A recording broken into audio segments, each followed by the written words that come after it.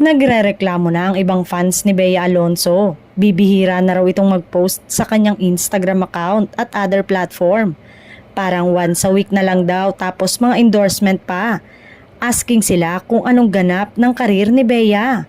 Kailan daw kaya ulit nila mapapanood ang kanilang idolo after Widow's War? Sana naman daw very soon ay mapanood na nila ang aktres sa isang teleserye.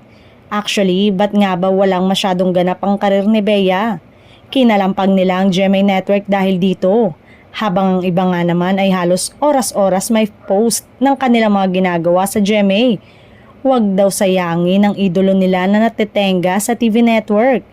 Ayon sa source, sa kasalukuyan ay pinag-aaralan kung ano ang magiging next movie nila upang masecure ang kanilang susunod na malaking hakbang sa karera nito.